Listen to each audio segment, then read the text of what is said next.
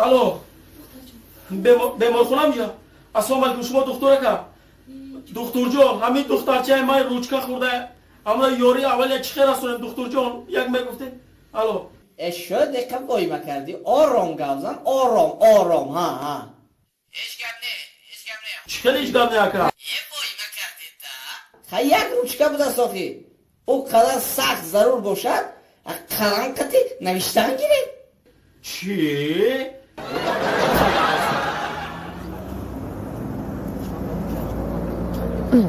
اسمش نکن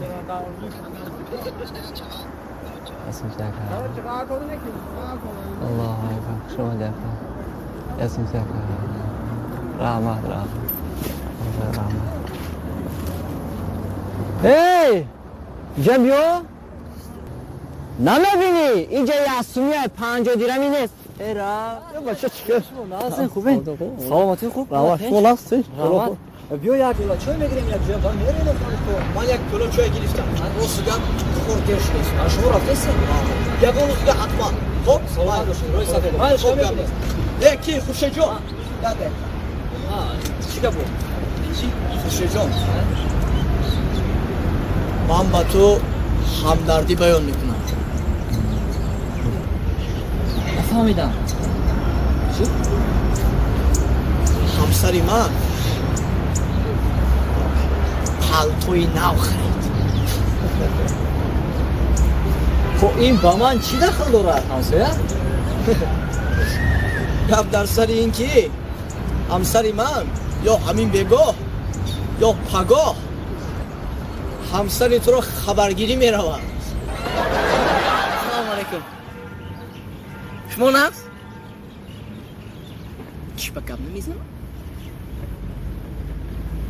خوزی در تلیفون گب زدو؟ فهمی دختری با منی از یک دیدن معلوم ده؟ شرم دارد اخی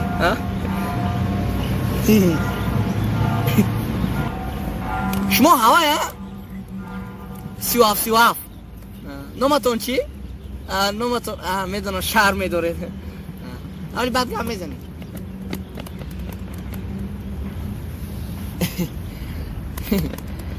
دیگه چی خیل منم نه گشتم هم باور کن شما را کفتم یکی یافتم باور کن هنوز عصبم به حد بیرون شده خسته بد شدم یک تا تماکو کشم میدونم از شما در ایاری اداب نیست اجازه دادم یک تا کشم یک تا بر رو کش نگیر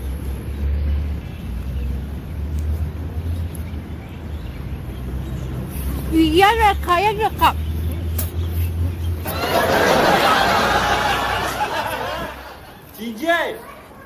جاک تینجی همین آنتن اکراسکه کنه برای چی؟ چخه برای چی؟